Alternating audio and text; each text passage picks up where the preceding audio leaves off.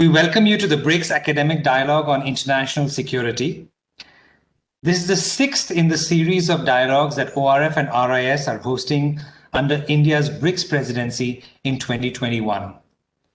It is my distinct honor and pleasure to invite Ambassador Leta Reddy, a former Deputy National Security Advisor and former Ambassador to Thailand and Portugal, as the keynote speaker for this discussion.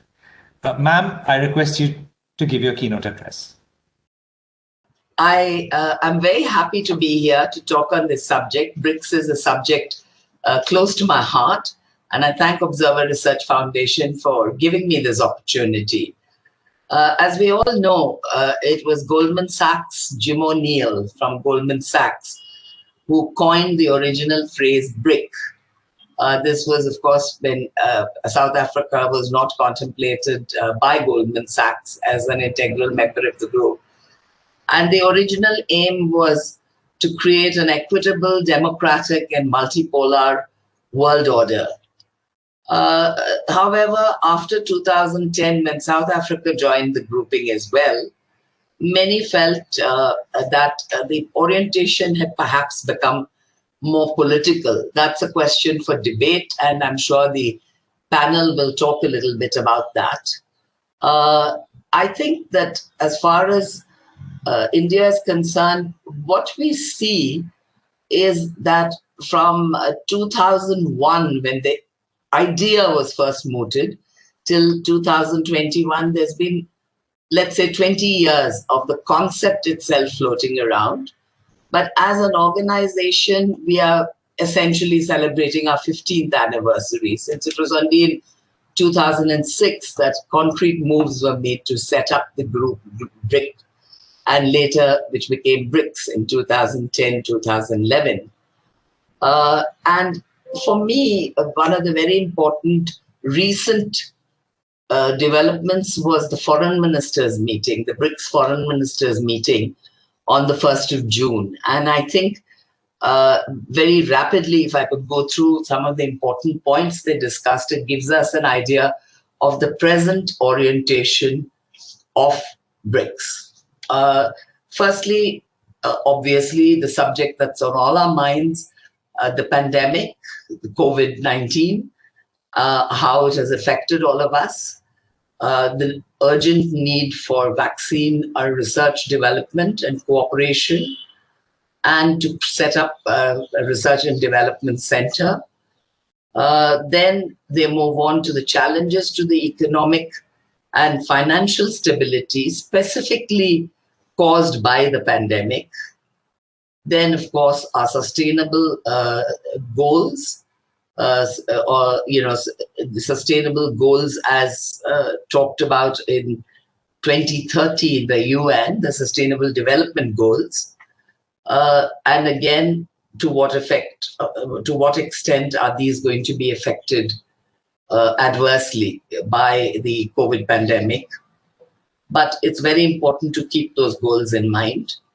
And then several important issues like climate change, global biodiversity, and general economic and financial stability, particularly with reference to the BRICS Economic Partnership 2025. New development bank initiatives have also been specifically touched upon, particularly the new offices and centers opening in Russia and India, and also the feeling that the new development bank initiative should focus on the education and health sectors. WTO has, of course, been taken up in a big way. So has disarmament and non-proliferation, welcoming the extension of the US-Russia Treaty on Strategic Offensive Arms. Outer space takes up a great deal of attention, talking both about the need to prevent arms race and militarization of outer space, and talking about the draft treaty, which has been backed by both China and Russia, to be considered by BRICS. They also talk about the remote sensing satellite constellation,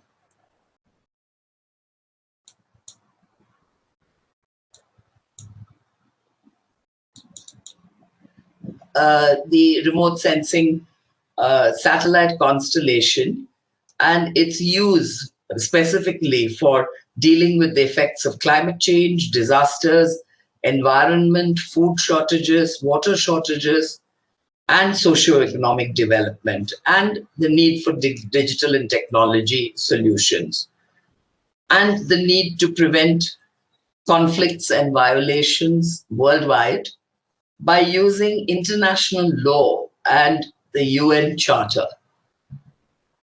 There are, as always in BRICS statements in recent years, a variety of commentaries on different problem areas or possible areas of conflict or ongoing areas of conflict. The specific ones mentioned in this year's statement are MENA, Middle East, North Africa, Gaza, Syria, Yemen, Afghanistan, the African solution, the need for African solutions to African problems, Iran and the nuclear issues in Iran, Korea, and Myanmar. From talking about the specific areas and making a joint BRICS statement on each of these areas, the joint statement goes on to talk about the importance of combating terrorism through CT mechanisms, specifically the flows of terrorists across borders, financing of terrorist networks, the havens where terrorists can take refuge, and support, of course, for the Comprehensive Convention on Terrorism, which has been pending for a long time in the UN. And there's also mention of the BRICS counterterrorism strategy and the need to finalize the action plan for this strategy in 2021, that is the current year. On drugs, there's a brief mention that we back the 3 international conventions, and the BRICS anti-drug working group needs to be more active, perhaps. They do briefly mention corruption, but there is quite a substantial area on ICTs and essentially the technologies connected with ICTs. The development and security.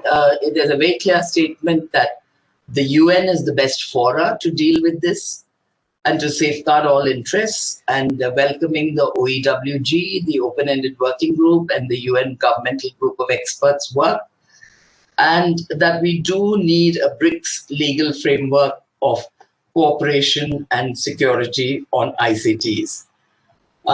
They do talk about implementing the BRICS roadmap on practical cooperation on ensuring security in the use of ICTs and the potential of ICTs growth for developmental purposes, but at the same time, the threats emanating from ICTs in terms of cybercrime and the fact that we do need a UN-led crime prevention mechanism. And they welcome the UN initiative of the Ad Hoc Committee on Experts on Cybercrime. They talk about innovation, which obviously is key for developing countries and emerging markets, and the need to adopt the action plan for innovation cooperation for 21 to 25 this year as well. They talk about the need for industrial growth. And finally, this is an interesting point when they talk about human rights and fundamental freedoms, including in fora such as the UN HRC. They make it clear, BRICS makes it clear that it should be non-selective, the methodology used, non-politicized, and constructive. And there should be no double standards applied. So this obviously reflects the fact that this is a sensitive area for some of the countries in BRICS. They are very happy with the many initiatives on people-to-people and business-to-business contacts that are currently going on. And there's, I would say, a curious reference to supporting China's Winter Olympic Games, which seems somewhat out of place in this long list of policy initiatives, because this seems to be just support for one of the BRIC members' initiatives. And finally, of course, there's a welcome for India's chairing the the summit this current year, and which is likely to be, I understand, in September of this year. And everyone looking forward to that. Whether it's virtual or actual, of course, we'll have to wait and see. It depends very much on the pandemic. Finally, I think what is very interesting, and that's why I haven't touched on it in the previous few remarks where I talked about the joint statement of the ministers, there's a separate standalone joint statement on strengthening and reforming the multilateral system. So obviously, this has become a key area for the BRICS countries. They commit themselves to the concept of multilateralism, to the UN Charter, to international law. And they also say that sanctions should not be carried out by anyone other than the UN Security Council. And that the UN has to adapt to new world reality. And that the UNSC must be reformed. The IMF, World Bank, WTO, the WHO must be, in their words, reinvigorated and reformed. Also, the UN and its main organs. The UNGA, interestingly, they say must be revitalized. ECOSOC should be strengthened. And there should be a more effective and accountable UN Secretariat. On international peace and security, again, the area of arms control, disarmament, non-proliferation, and the principle of consensus is very clearly outlined. On international financial architecture, there's a fair amount of unhappiness with the existing Bretton Woods structures because it is seen as excluding emerging markets and developing countries from decision-making and norm setting. And this needs to be reformed. And they feel that these countries are underrepresented, and there needs to be the general review of quotas in the IMF, and all these issues should be addressed as soon as possible. And in the case of the IMF, definitely by December 2023, by the December 2023 deadline. I think there is a worry that the recruitment procedures in the World Bank and IMF are not entirely transparent. And trade and development takes up a great deal of their concern, particularly the WTO issue, where the core values and principles must be kept, but that there is a requirement for reform of the multilateral trading system. BRICS has called, the trade minister attention to the BRICS foreign ministers have called attention to the trade minister statements, where they ask for a restoration of normal WTO functions, particularly relating to dispute settlement and the appellate body. They also emphasize the importance of UNCTAD. On global health, obviously, again, it's the same issues: pandemic, immunization, the fact that vaccination is a global public good, more vaccine development and deployment, and supporting the use of TRIPS flexibilities and on COVID-19 vaccines with the intellectual property rights waiver. And they also refer to the Doha Declaration on TRIPS and public health. And the UN and G20 they see as key for reforming the multilateral system and also for cooperating and coordination. So just to conclude, I'd like to say that many commentators see BRICS as a somewhat mystifying combination because it is not immediately apparent what these countries have in common other than being fairly large emerging markets, and in the case of China, a very large emerging market. China is by even Goldman Sachs, for instance, sees China as having fulfilled its potential, but acknowledges that there's been some disappointment in the performance of other BRICS countries, but they have not given up hope. I think the geopolitical tensions in which we live today and separate bilateral agreements that bind many of the countries are also deterrents to developing a strong BRICS position. So essentially, while common ground has been built by excluding bilateral issues, they do exist and they do affect the system and how BRICS functions. And I think there have been many suggestions to expand BRICS further by including countries like Indonesia, Mexico, Turkey, South Korea. But for the moment, it definitely seems to be to the 5 countries we've discussed. And I think an interesting fact is that Goldman Sachs itself wound up its BRICS fund in 2015 after big losses in asset value and has merged it into a larger emerging market fund.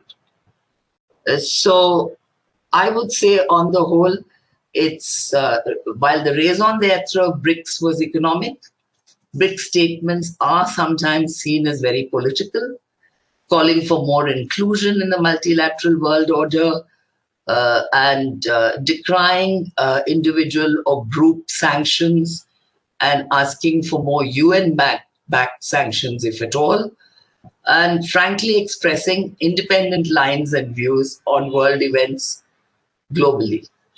So, as I said, there's the need to reform the international organizations.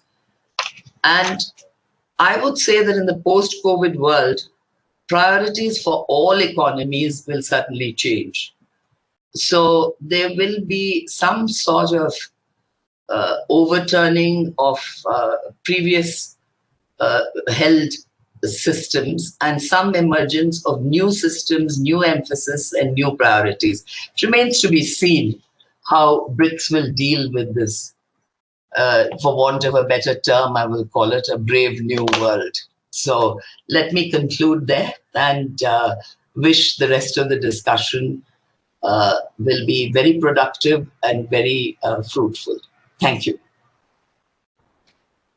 Thank you, ma'am, for joining us today and for your keynote address. I'd now like to hand the control to the panel discussion by inviting Dr. Varun Sahni, Vice Chancellor, Goa University, to introduce the topic and to chair the session. Our Chinese colleagues are unable to join us today due to some unforeseen scheduling commitments, but we expect them and hope that they will be able to join us for the next dialogue. It's now my distinct pleasure to invite Dr. Varun Sahni, Vice Chancellor, Goa University, to introduce the topic and chair the session. Over to you, Dr. Sahni. Good afternoon or good evening, depending on where you are in Brasilia, Johannesburg, Moscow, or in some part of India. This dialogue on international security, I believe is extremely important. We are, as Dr. Akshay Mathur has indicated, we don't have the pleasure of our Chinese colleagues on this panel, but I think the other 4 countries can certainly try to get a sense of thrashing out what some of the key issues are in contemporary international security. What I would just suggest to get things started is that, of the contemporary global problems, particularly security problems, there are some that are genuinely new problems, problems that are either being confronted for the first time, such as anthropogenic climate change, or problems that are being confronted for the first time in a globalized form. Pandemics, obviously, come immediately to mind. Then there are some problems that could be characterized as old problems, but old problems that now require new approaches and solutions, partly because the old approaches no longer work, and there are a whole bunch of issues out there. But from the security point of view, issues relating to energy and resource scarcity, in particular, come to mind. And I think those issues can quite fairly be put into the basket of international security issues. And finally, I would suggest that we have some issues, some problems that really are old problems with old solutions, but with new actors. And there we have some of the problems that are now being impacted by the ongoing, hegemonic decline, long-term hegemonic decline of the United States, and sort of the power transition that is now taking place globally, of which the BRICS is obviously one interesting kind of minilateral manifestation. And out here, there are a range of security issues. Some of them are very traditional, such as sea lanes of communication, weapons of mass destruction. But there are other issues like terrorism, the financing of terrorism, and so on, that sort of also can be thought about. Obviously, there are different country perspectives on which issues are more important and less important. Depend on where we are located and what our security concerns are. So let's sort of try to unpack all of these. What I'll start off by doing is requesting Dr. Luis Felipe Gesteira, who is Coordinator of Defense and Foreign Policy Studies at IPEA in Brasilia, the Institute of Applied Economic Research, to perhaps take the first shot in our panel at some of these issues. What the intention is that if we could each speak for about 4 or 5 minutes to make some initial remarks, we can then get some kind of a dialogue going in between each other. As the moderator, I may step in at certain times, but it would be really great if we get a dialogue among the panelists. So over to you, first of all, Dr. Gesteira. Okay, thank you very much, Varun. And I'm very happy to be here with you, but I can't help starting by apologizing that, in fact, I'm an economist, and my area of research is the economics of defense and, to a certain extent, defense industry. I'll try to do my best. I have talked to a few diplomats and also to other colleagues that are more in this debate, in this international security debate. And I'll now start to do it by sort of localizing the peculiar Brazilian problem when we look at the global stage these days. And I think it's a very important thing that to know that although I think Brazil is a typical BRIC country, and with all those contradictions that are peculiar to us, we have a regional position that's very peculiar, even in the BRICS perspective. If we look at South America, you'd see Brazil as a great giant, and in fact it is.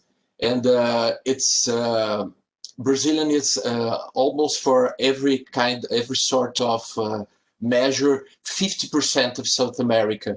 It's slightly more than that in economic terms, and slightly less than that when it comes to physical aspects of its geography. The total area is slightly less than 50%. And when we come to stock measures like richness measures such as total capital or natural capital, it's a little more than that. It's more close to 2/3 of the total capital of the region. So it's very difficult not to see Brazil as a total giant in its region.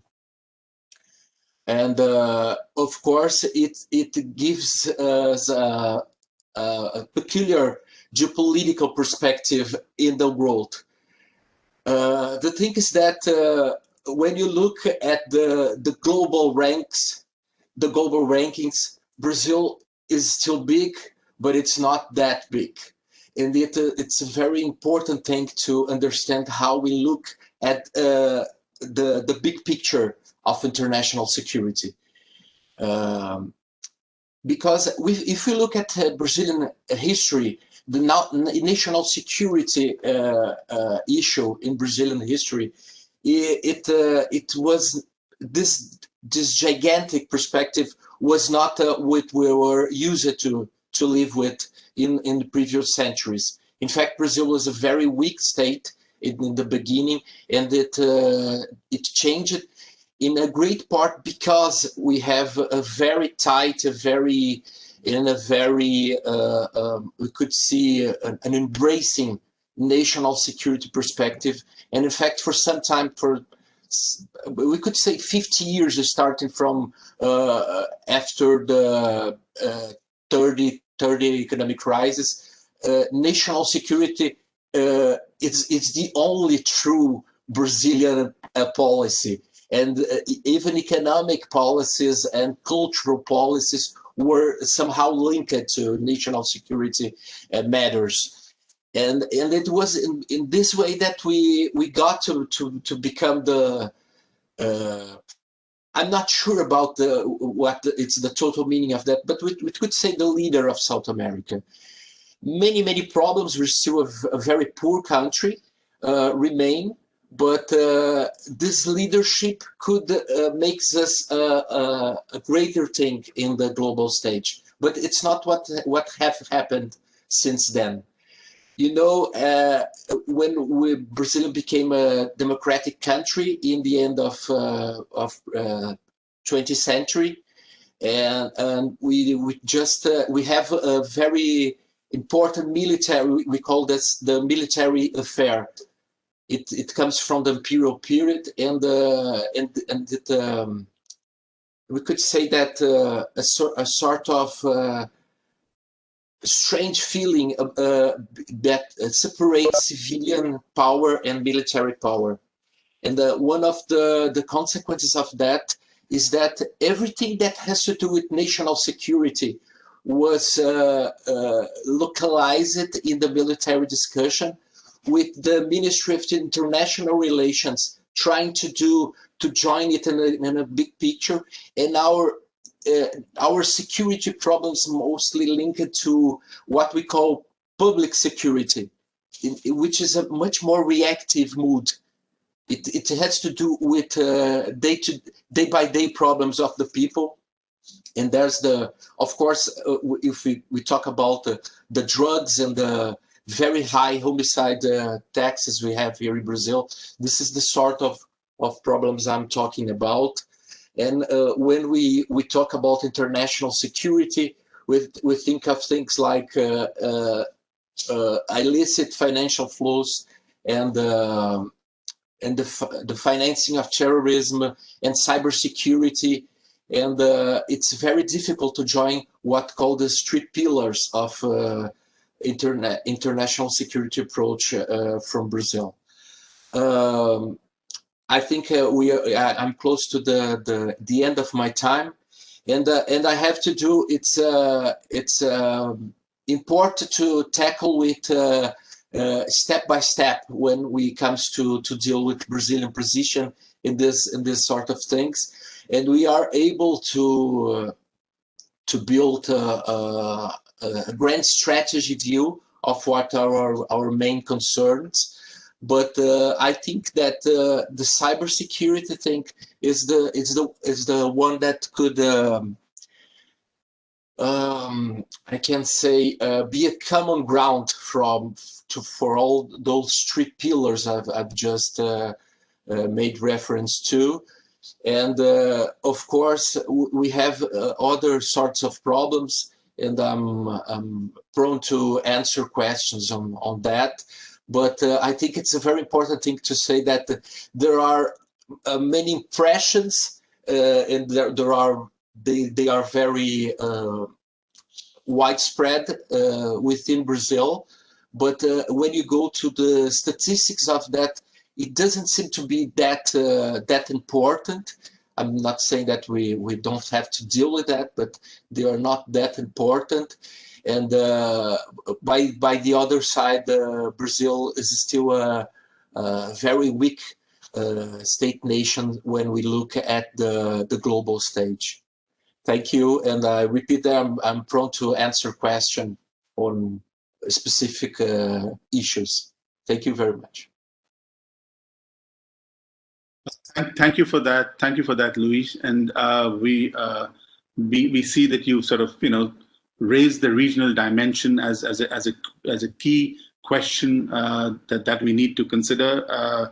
You have, of course, raised the question of large weak states, but that's exactly what happens when large weak states cease to be weak and become much stronger.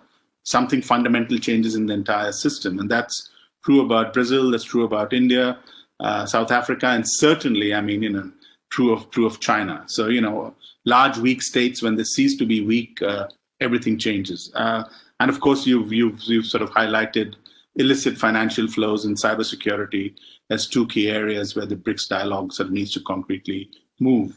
So let's move on then to our second colleague on the panel, Dr. Vasily Kashin, who's Deputy Director of the Center for Comprehensive European International Studies.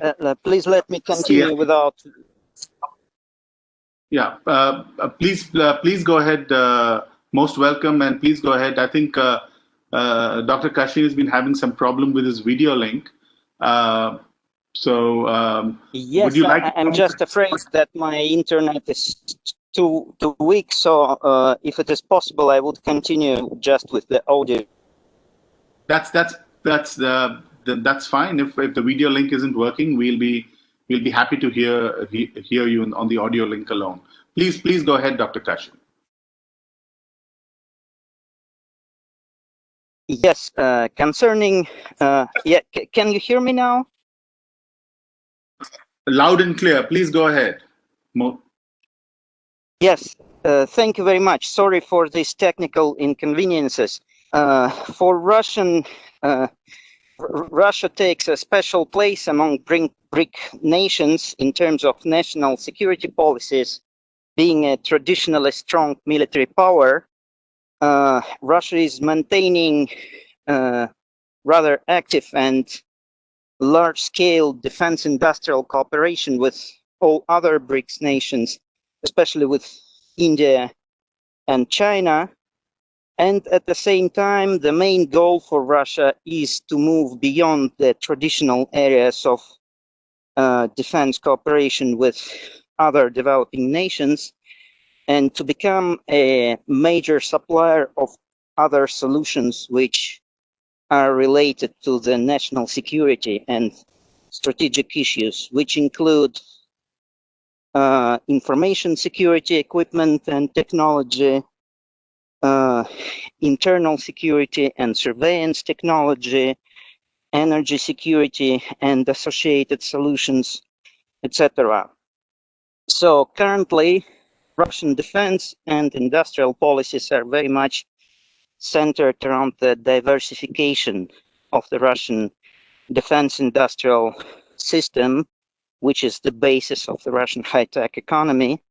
And the key goal, which is put forward by the Russian leadership, is to increase the share of the civilian production by the Russian defense ministry, by the Russian defense industry, to 50% of the general revenue of the industry by 2030. There is some progress in achieving this goal, which is significant. However, much of this progress is just quantity, not that much quality, because some defense industrial enterprises are artificially pushing this policy forward just to suit the government demands.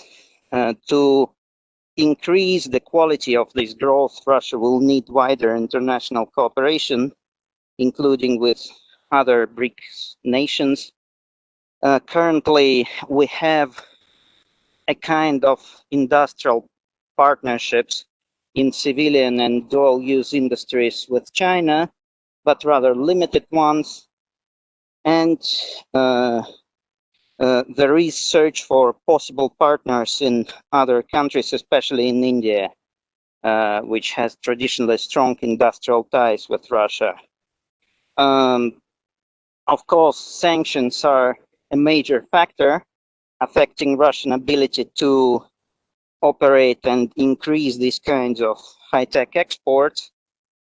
Still, Russian defense industry and Russian high-tech industry in general managed to find ways to overcome most of these negative effects, and even taking into account the possibility of subsequent expansion of sanctions regime, we would still be capable of operating rather effectively. So this project of defense industrial modernization and turning the defense industry into a driving force for the economy in general are basically at the center of many Russian industrial initiatives. And at some point, we can see that in some cases, the Ministry of Defense is even taking lead of some wider nationwide technological policies. We'll see if this trend continues in future, but at this moment, it looks like that. So we are trying to expand our partnerships now. And if there is some kind of stabilization in the relations with the US, that would, of course, make our task much simpler. Well, thank you very much. I will be happy to answer any questions. Many thanks, Dr. Kashin, and thanks so much for continuing to be with us, even with the technical problems at your end. You made, I think, the very important point that Russia is, of course, a preeminent traditional military power, a security player in the system. And you've also, I think, brought out that the clear concern now of Russian policy to move beyond traditional security, to build certain sorts of relationships involving high technology, interchanges, interaction, exports even. You've brought out the point about the sanctions regime and how that's impacting upon Russia, and obviously within that, the centrality of US-Russia relations bilaterally. And I think you've also brought out the key areas such as surveillance and cybersecurity and energy security as areas that we could sort of focus on. So thanks a lot for that. We'll move on now to our next colleague.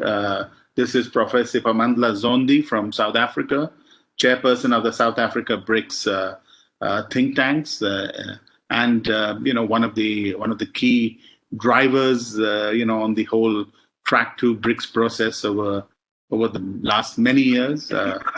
Welcome, Professor Zondi, and we'll turn this over to you now. Please go ahead.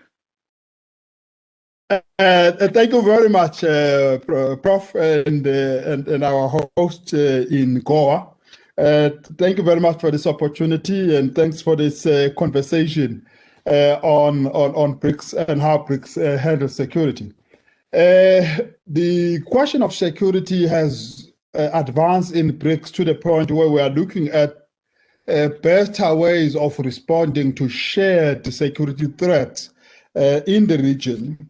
And my comments are derived from what the BRICS have been deciding since Goa, which was the 8th summit, heading to Xiamen, the 9th summit, and then Johannesburg, Brasilia, Moscow, and up to that point. There are a number of things that have been pointed out that I think we need to reflect upon about how do we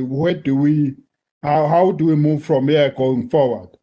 The first one, for me, which is an issue that has come up quite strongly since 2016, is how issues of transnational security are being increasingly affected by the state of the international finance system.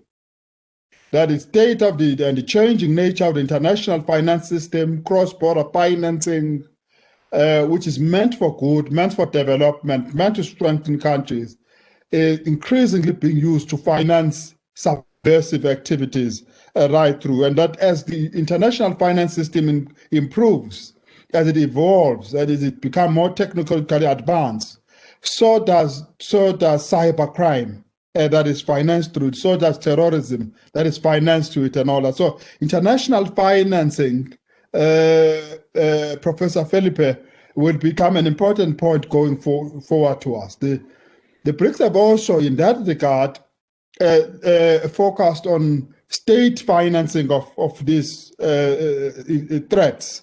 That some states are financing these threats, but in some cases it's non-state actors, including big corporates, that are financing the production of arms, the building of systems that are meant to subvert national systems and threatening grids of certain countries and all of those kinds of things. So that collusion, a variety of actors, has been BRICS' concern.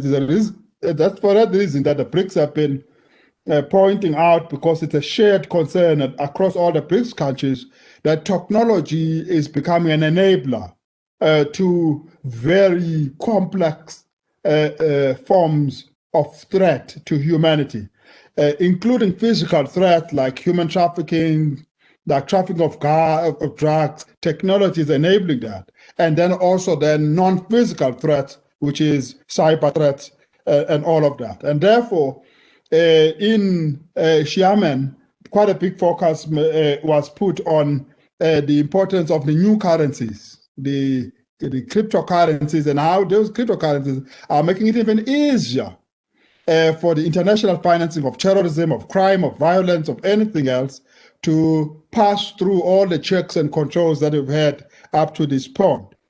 And therefore saying to us, and I think that's a view shared across the BRICS, that the fourth industrial revolution is an important development, but it comes with its threats. But the BRICS position is to use it to respond to these threats. So how do we use evolving technologies? How do we use evolving advances and innovation to better respond to all manner of security threat? And how do we see the fourth industrial revolution not just as an expansion of threats, but also as an expansion of opportunities to respond to those threats? And how do we use this to build stronger international regimes to combat international financing of insecurity, of threats, of all sorts of things? And how do we also use the idea of open, transparent, inclusive cyber environment or internet governance in order to respond to these threats, but also to grow the opportunities that come from it? And lastly, the BRICS have pointed us to a number of solutions. One related to the BRICS counterterrorism working group ideas that came up since 2016, including advocating at the United Nations for stronger measures against the misuse of ICT and internet. And the BRICS supposed to lobby the United Nations, the rest of the United Nations, to strengthen that. Secondly, that as proposed by Russia in 2016, that the BRICS need to put together an intergovernmental agreement in relation to responding to the financing and technology use as a threat. And lastly, that we need to participate more effectively in the UN system on developing the rules, the norms, and principles of responsible behavior of states, advancing security in the use of the internet. And this is underpinned by the principle that internet governance must be equitable, must be inclusive, and must be representative. It's not just a preserve of a couple of countries, because we realize that no single country is going to be able to respond to all of these threats, but we're going to need to strengthen the mechanism for international cooperation in order to do this. Thank you very much. Many thanks, Professor Zondi. You've, I think, done well to remind us about the interstate agenda itself. The fact that sort of from Goa to Xiamen to Joburg to Brasilia to Moscow, there's been a very clear agenda building up concretely on security issues. I think you've very correctly highlighted the fact that the fourth industrial revolution technologies are now being used for the purposes of subversion and cybercrime. Is emerging as a clear and present danger for all of the states and societies of the world, but of the BRICS countries in particular. You've sort of talked about how this sort of nefarious use of technology impacts both in the physical world in terms of trafficking of drugs and human beings and so on, but also obviously cryptocurrencies and their baleful impact on the security system. And really the challenge therefore in any kind of BRICS international security dialogue to try to sort of figure out how the fourth industrial revolution technologies could actually be used to enhance security, states, societies, but also, in some ways, common security. And I think your point about internet governance and the United Nations perhaps having a role there in terms of rules, norms, principles, the internet, and so on, is also quite salutary. So it's quite interesting so far across, Dr. Giestera's presentation, Dr. Kashin's presentation, as well as Professor Zondi's presentation. The cyber area is clearly emerging as an area where there seems to be a great deal of shared concern. So let's move on now to the first of our Indian colleagues. First of all, request Ambassador Dr. Bhaskar Balakrishnan to share his thoughts with us. He is, of course, apart from his distinguished career, representing India overseas in India's diplomatic service. He is currently the Science Diplomacy Fellow at RIS, who are, of course, co-hosts of this particular dialogue. So over to you, Ambassador Balakrishnan. Thank you very much, Varun. Thanks to ORF. And it's a pleasure to interact with all these distinguished panelists on this important topic. So, would be UN. So I think this point has been made that coordination and cooperation in UN forum is an important part we could do. Now, if we look at the security scenario, it has evolved since the end of World War II. Basically, axes. The first is the emergence of multiple which will continue to evolve. These is the prominence of non-state actors in the international system. And the third axis is the advance in technology. So now we from threats which came from conventional interstate armed conflicts, the spectrum has changed considerably. Non-state actors, terrorist groups, and organized criminal groups have become more prominent. Prolonged instability and conflict in some results for terrorist criminal groups. So all this attracts the attention of forums like the UN in order to develop agreed responses to these threats. Now, the emergence of multipolarity and conflicts and tensions among major states give rise to threats to global peace and security. These divergences have hampered the ability of the system to deliver on responses to these security challenges. The US at present reflects the situation of 1945, and reforms, including the expansion of the Security Council, to reflect the increase in membership to make it more effective. Non-state actors do not have adequate role in the UN system, except for the ILO, where they do have equal rights. Thus, their cooperation in tackling global challenges is not utilized. Advanced technology has also resulted in the emergence of new non-traditional threats. These include radiological weapons and threats to nuclear security, bioterrorism, support to non-state actors. Some threats, such as pandemics, arise from the ecosystem we live in. Others, such as climate change and biodiversity loss, are of long-term nature, involving multiple generations of humanity. We need to apply science and technology with global cooperation in order to deal with such threats. The growing potential of cybercrime and terrorism has been amply illustrated by recent events, where critical infrastructure has been threatened to exact benefits. The rise of technologies such as artificial intelligence and robotics, unmanned aerial and undersea vehicles, precision gene editing, Internet of Things and high-speed internet, space exploration activities, etc., will generate new threats to security. There is also the question of reconciling actions to mitigate threats with the need for freedom for non-state actors to pursue their legitimate interests. An example of this is the recent challenges faced in the regulation of social media activities. Given this scenario, it is necessary for the BRICS to seek to coordinate their efforts and cooperate in global forums to contribute constructively to help fashion adequate and inclusive responses to the various existing and emerging security threats.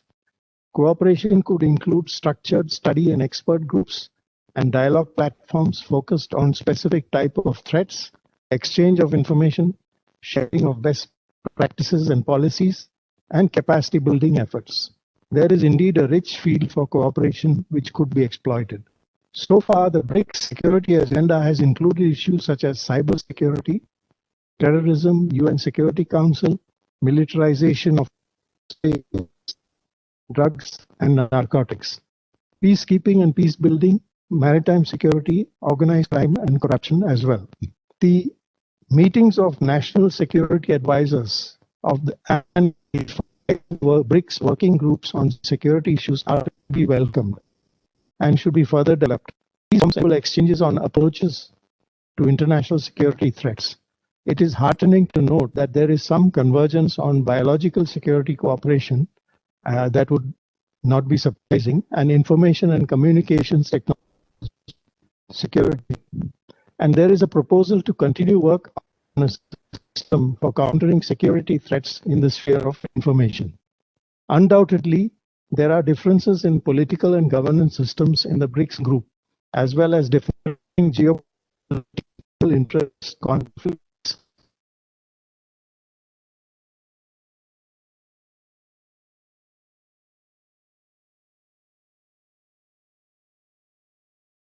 To confidence building and more creative and mutually beneficial cooperation. This will be important as BRICS moves into the second decade of cooperation. Thank you. Hello. Yeah, sorry about that. I thought I'd unmuted. No, I was just thanking Ambassador Balakrishnan for his initial remarks. I'm just telling him that we had some audio issues, and there were times at which sort of it was a bit unclear. But sort of trying to get at the key points that you were making. You're suggesting that sort of the whole sort of new areas of science that have opened up and technologies that have opened up in recent years, Internet of Things, artificial intelligence, gene editing, the sciences of complexity, and so on, are potentially, going to pose a raft of new threats to states and societies, you've talked about sort of issues relating to the regulation of social media. You've also, I think, raised an important point that has not sort of so far come up in our panel, and that has been the whole question of militarization of outer space. And there are many dimensions to that, including the fact of the private players now sort of entering outer space. In a very significant way, and no longer, therefore, in that sense, being a state-driven activity. You did sort of point at the fact that there are some new shoots emerging in terms of probably biological security cooperation, although I think we can all agree that, BTWC, remains still, frankly, a very, very far away dream. So some very important points have been laid by Ambassador Balakrishnan. I'll now request the last of our distinguished panelists, it's just an accident that she's last on the panel, and really the only person who's humanizing this panel by, it's otherwise hopelessly gender biased. Request Shruti Pantlai, who's Associate Fellow of the Manohar Parrikar Institute of Defense Studies and Analyses in New Delhi, to come online. She is, apart from being a think tanker of repute, a person very well established in sort of media circles and was a broadcast journalist for many years. So request her to come online now. Please take over. Good evening, everyone. Thank you, Professor Sani, for that very kind introduction. And I'd like to thank the organizers for this opportunity to engage in the BRICS Academic Forum. It's a privilege to be such a distinguished panel. Now, what I see as, Ambassador Balakrishnan has sort of given me a lot of already discussed a wide range of points that I hope to bring in. But I think the continuity that I see from the last time I joined this discussion in October 2020 is especially when you talk about the BRICS Forum and both the academic and media debates around the concept of BRICS.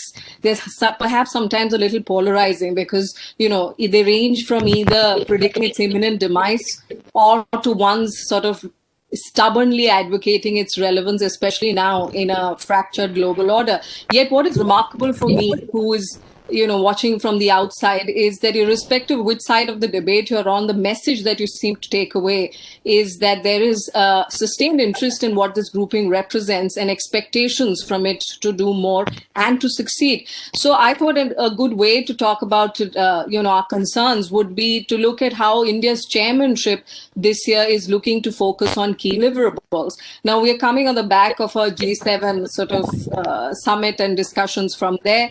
And yet you see that, when you're talking about how India's narrative, you see that India's Foreign Minister, Dr. Jaishankar, has on multiple occasions sort of emphasized that India's interests are best served where alignment of interests converge. And this could be across multiple platforms and strategic partners, and arguing that zero-sum games are not the answer in such a fractured and complicated world. So greater multipolarity, as Ambassador Balakrishnan had mentioned, and sort of less multilateralism are now pronounced, and we need to mitigate that.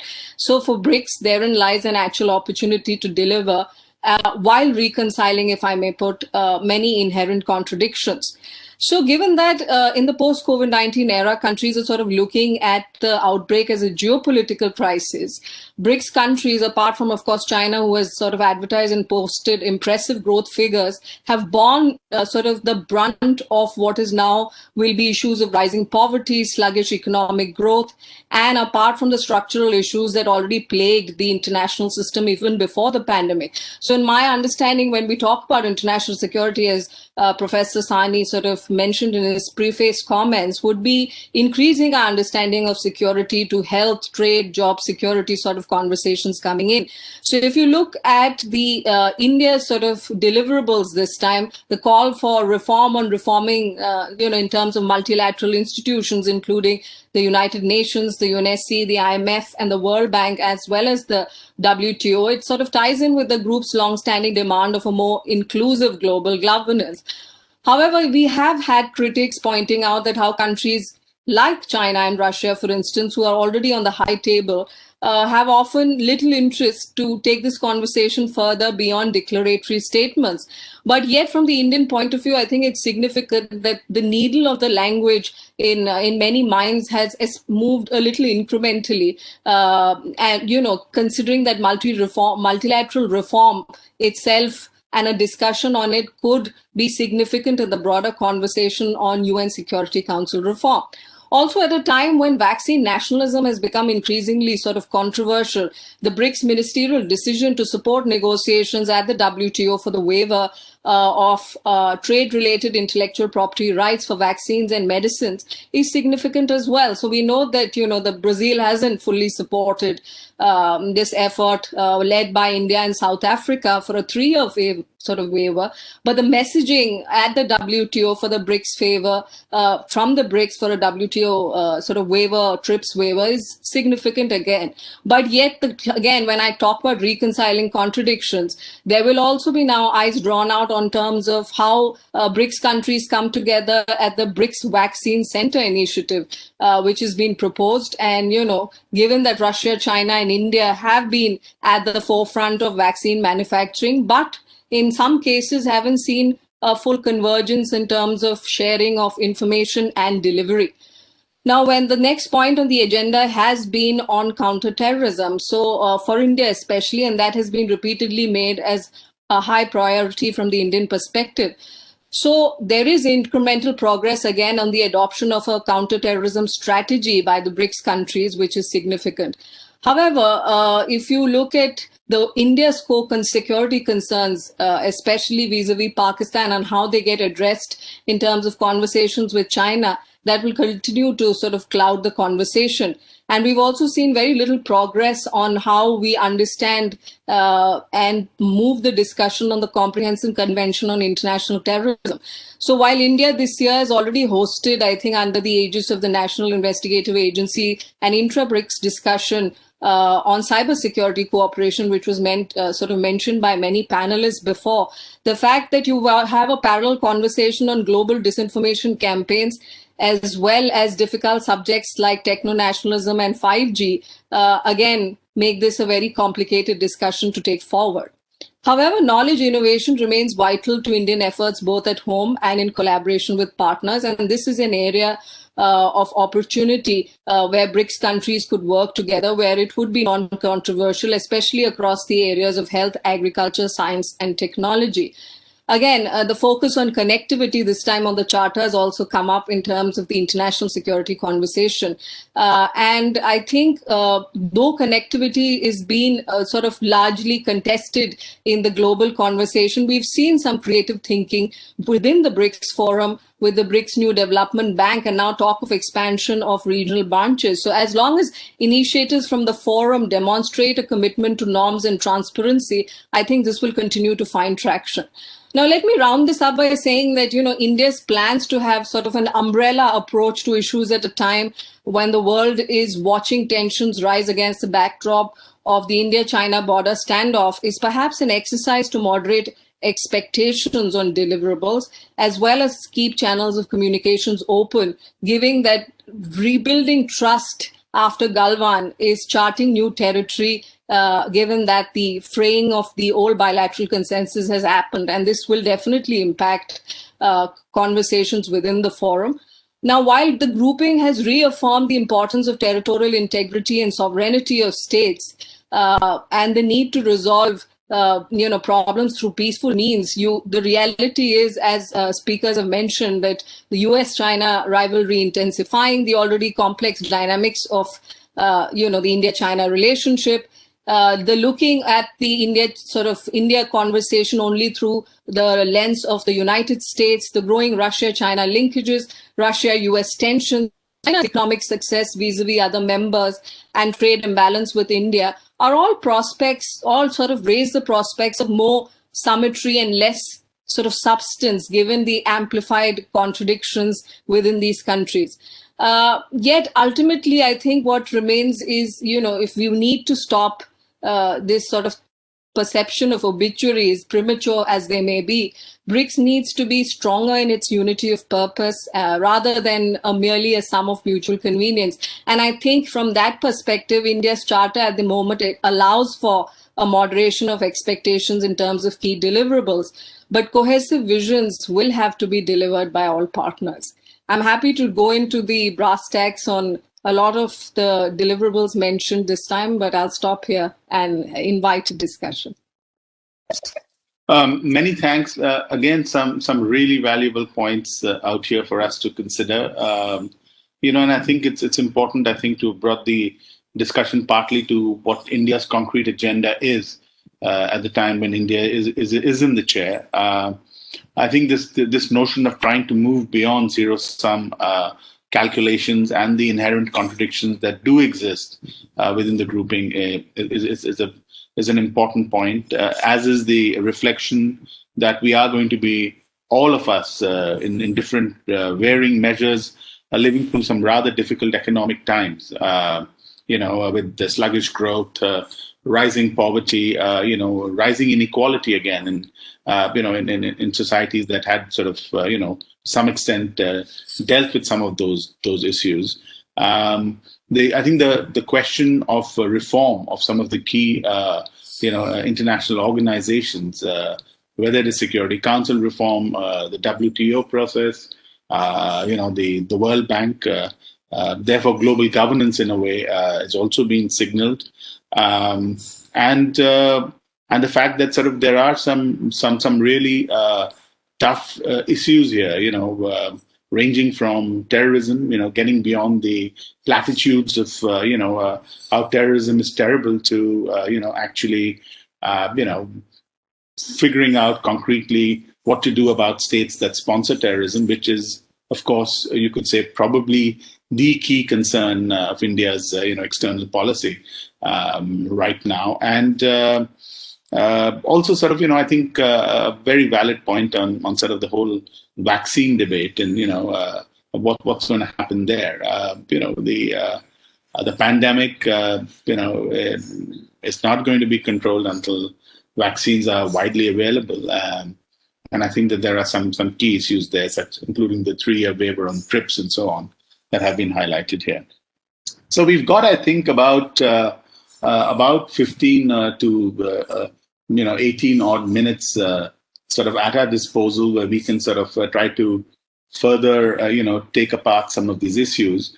We were there were 2 questions that were put to us, by the organizers, and let me just once again read these 2 questions out, and then sort of invite our panelists to maybe reflect on them. The first of them is, that with the shared aim to promote peace and security that would ultimately lead to development and growth, how can the BRICS countries, as a mini-lateral entity, work together and find coordinated solutions to these imminent threats? So, in a way, very consciously asking, what the BRICS could do, and then the second is, of course, whether there could be, second question put to us, whether there could be specific solutions on counterterrorism, money laundering, terrorist financing, countering of violent extremism, and of course, some of the other issues that have been raised. I'm struck by the fact that all 5 of our panelists have focused on the cybersecurity dimension, coming at it somewhat from different angles, but that's something that has emerged, which clearly seems to indicate that even from our different national standpoints, that is emerging as a key issue. So I'm going to throw this open now for further reflections, discussions, mutual engagement. Who'd like to begin? Should we go by the earlier order? I can see Professor Zondi looking interested in coming on board. So let me invite you, Professor Zondi, to lead the second round of interaction. Please come in. Thank you very much. Thank you very much, Chairperson, for so eloquently summarizing what has been said. I want to just make 2 quick points. The first point is, I think we all agree that the challenges we are talking about, whether it is terrorism, transnational crime, violence of various form, conflicts of various form, whether these conflicts are driven by geography, whether they are driven by climate change, whether they are driven by actions of states, whether they are driven by economic interest and production of arms and weapons of mass destruction, whether they are driven by history or driven by current conditions, actions of individuals, all of these challenges, whatever their nature, wherever they come from, are transnational in their nature. And that is our biggest challenge for our world today. That there is what the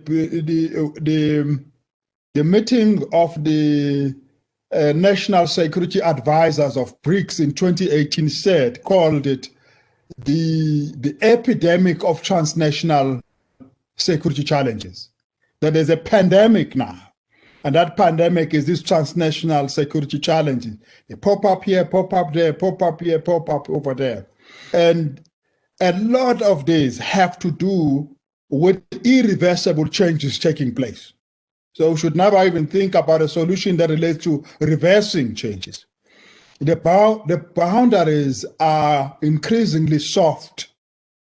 Interactions across the boundaries has been enabled even more. Here we are. I haven't crossed the boundary of South Africa. Here I'm talking to colleagues from all of these countries. So do criminals.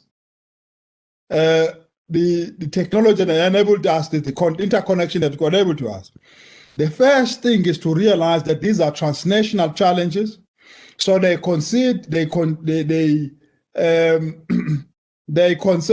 BRICS as a collective, the BRICS as a group, as a minilateral group. But secondly, they concern the international system and itself, because with every pandemic, the international system, the system's integrity is challenged. Just as we see with COVID-19, just as we saw with the global financial crisis of 2008, with every pandemic, the entire system is called into question. There's an opportunity to remake itself. The implications of this are two for us. One is there are certain set of actions that the BRICS as a collective can take, and these actions are not going to come from us as new now, because the BRICS have been discussing many of these challenges going back as far back as 2010. Been discussing and agreeing on a number of things. Practically, I mentioned a practical one, a suggestion that was put forward by Russia in 2006 for an intergovernmental agreement that will regulate how the BRICS collectively respond to the problems collectively. Because they've already agreed that these are the problems. They've already agreed this is how we must do it. But now this intergovernmental agreement will regulate how practically you deal with cyber finance, some financing of crime, with the transactions, with the behavior of states and all of those kind of things. That's those things. So that's very specific. Many solutions already been done. We need to now revisit how to implement those solutions that have already been put forward, including the idea of intergovernmental mechanism. The second one is what then the BRICS do to strengthen the international system, international coordination. There's already specific decisions that say this is what the BRICS countries should advocate together at the United Nations and in other international fora to make sure that these things are responded to at an international level, because these problems go beyond the BRICS. Now we have to think about how do we remind ourselves about the things we have already agreed on, we have already undertaken to do, to make sure that we implement them, at least, and see how far we go with the implementation of them before we then look at other solutions that we can come up with.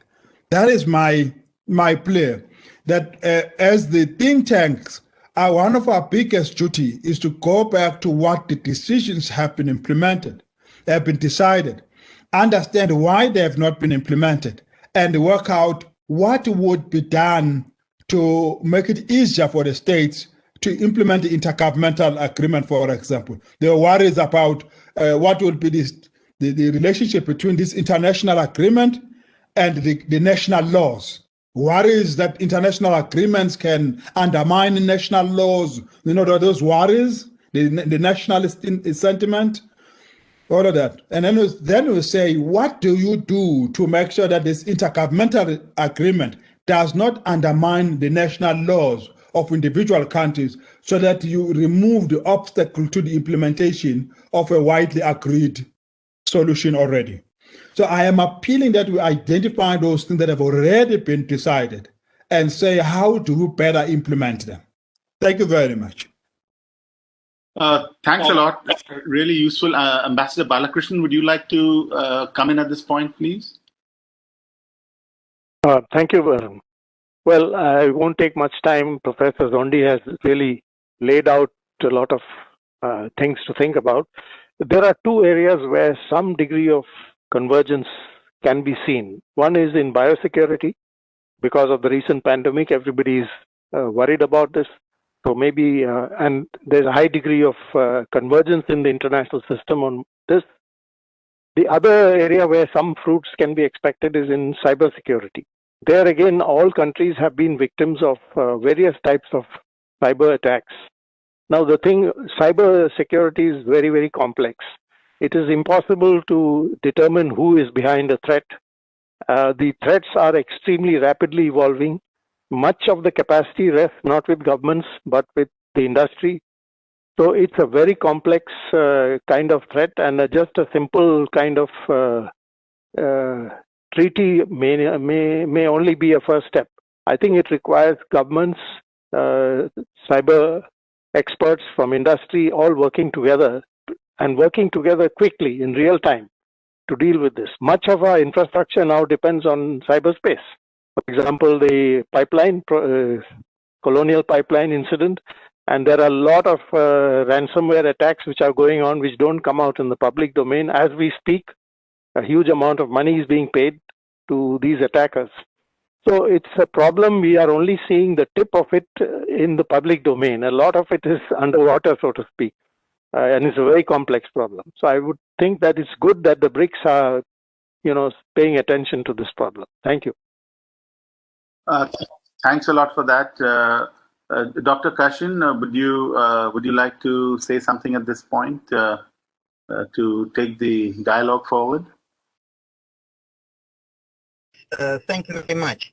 I think that we are facing now an ongoing revolution in military affairs, which is caused by introduction of new technologies such as AI and deep learning technology, combat robots, new development of space technology and general militarization of space, development of anti-satellite weapons, etc. And that will be something which will change our approach to strategic stability. So one of the area of exchanges is the discussion on the impact of the new technologies on strategic stability and on global arms race in general. This is something BRICS countries should discuss as participants in the international politics, and also keeping in mind the possibility to use some sorts of cooperation to increase the security of each of the group members. On the other hand, I would agree that we need deeper, more comprehensive cooperation and information exchange on cybersecurity, taking into account the fact that cyber operations are already an integral part of military strategies of many countries in the world, including some of the BRICS countries and including some of the leading powers outside of BRICS, such as United States. And we need to find ways to address it from point of international law, national stability, and national security of each of the member states. Another area which is especially important in this situation is supply chain safety. The supply chains have been threatened not just by pandemic, but also by the start of the Sino-US trade war, the process of decoupling of the Chinese and American economies, and we see that unilateral sanctions and technological warfare is an increasingly important element of international politics, which is used by many players at this point, and it would be beneficial for us to develop some rules of conduct, at least among the BRICS members, and at the same time work on common approaches to the relevant issues. We could find ways to cooperate with each other in situations when we are denied certain technologies or equipment or information by the leading industrial nations, and that will benefit every BRICS country and strengthen its position in dialogue with the Western countries as well. Thank you very much. Thanks so much, Dr. Kashan. That's really interesting, really useful. Maybe I'll turn to Ms. Shruti Pandalaya now and request her to take the dialogue forward, please. Sure.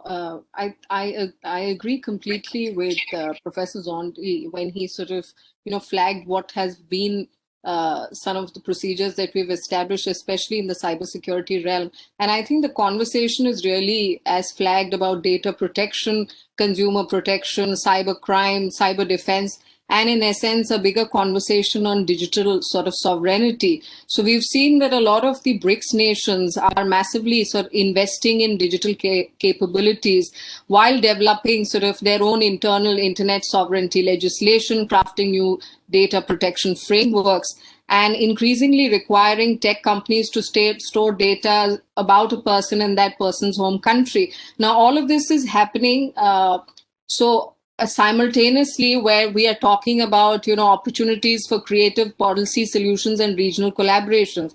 But how do we reconcile all of this while we foster secure, resilient, and sort of equitable cyberspace, given what our Russian colleague was talking about, the military aspect of technology also coming into play, is a conversation that we'll have to work out in terms of how do we develop this baseline for congruence. I think I'll leave it there.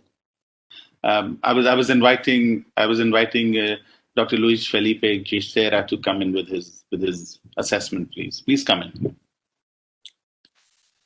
think that being a sort of outsider in this forum makes me more prone to realize certain aspects of the dialogue that's going on, and I think it's amazing to sum up my impressions.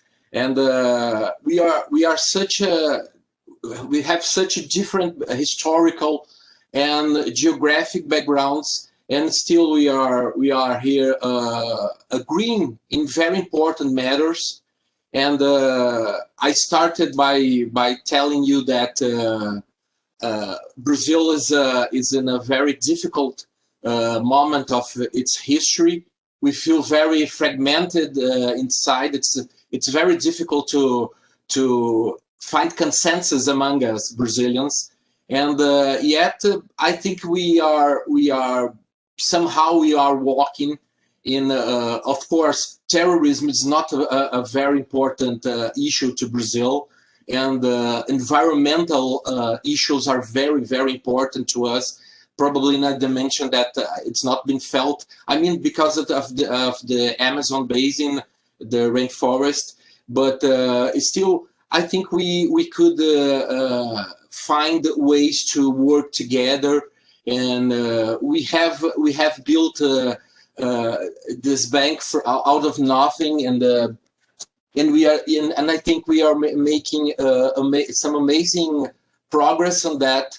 Maybe we could think of the bank working together with us in this sort of things. I mean, the TIC and cyberspace progress, and I think that's very likely that we could find some ways to work together on that. And I've gathered really, I was amazed by so many data we have on this part, and my first impression looking at that is that I've looked at this digital development index and many other similar indexes, and the BRICS countries are doing fairly well. I think it's not, especially Russia and India are doing very well, and I think it's not that difficult to find common ground to work together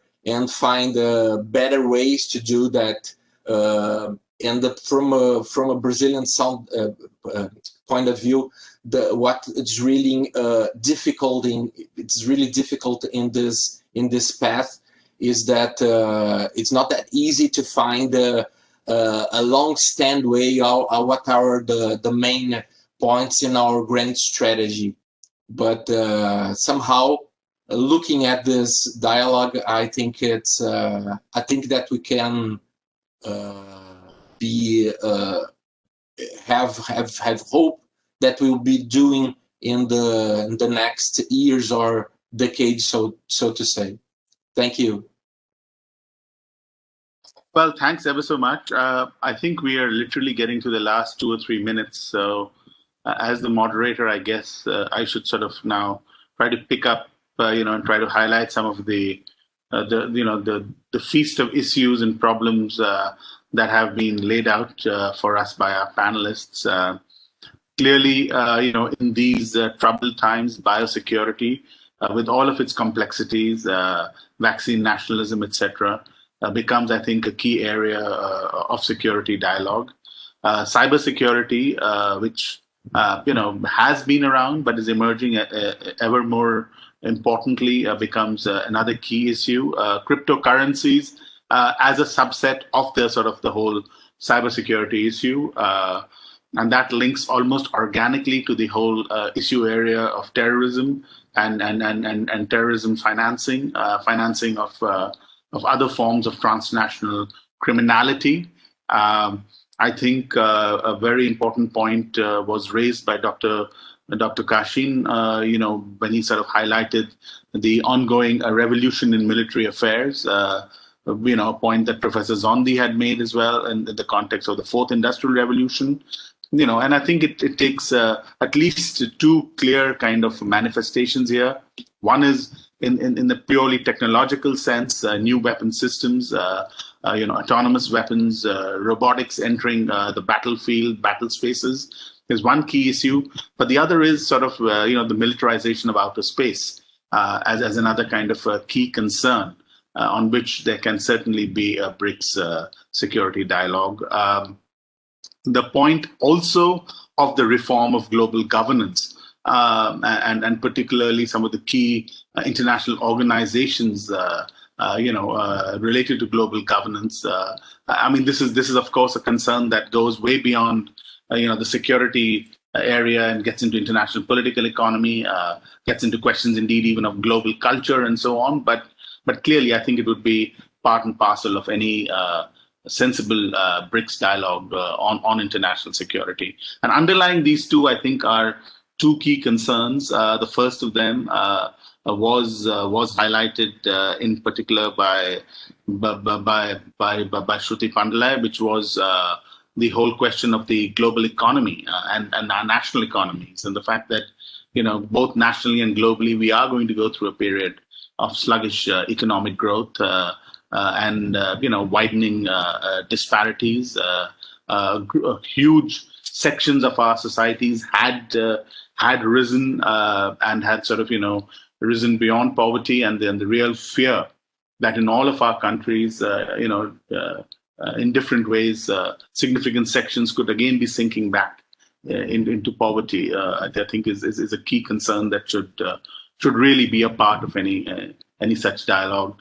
And finally, the point that towards the end Dr. Giustera made, which we actually didn't discuss very much on the panel, but which is, I think, another underlying key condition, which is, of course, the global environment and climate change, and all of the security issues that emerge from it.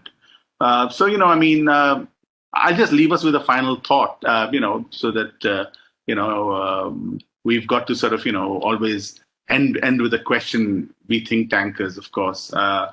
But here's the question. Why would these states, and this is the skepticism that that our colleague Shruti alluded to earlier, why have these states continued to make such significant diplomatic effort, invest so much of political capital to keep coming together again and again? I think that's a key question. Despite fundamental issues, even issues sort of, of a security, bilateral security nature, these countries, our countries, have continued to interact, and why? And let me suggest, there are really only three reasons that countries ever come together. It's either to aggregate power, or to solve problems, or to build community, or some mix of these three motivations. I think it would be the BRICS as a grouping and the analysts within the BRICS countries. It's been a pretty long journey now, and I think the BRICS have reached a certain degree of maturity. And I do think we need to, at least those of us concerned in the security side of things, begin to ask ourselves that question. Is the BRICS fundamentally about power aggregation, or fundamentally about problem solving, or fundamentally about community building? And I think, on that note, I'll say obrigado and spasiba, and thank you, and dhanyawad. And, let's hope that the next time we meet, it is face to face. I think it's China's turn next. So in some salubrious location that our Chinese hosts will select for us. And of course, goes without saying, we missed not having a Chinese colleague on this panel.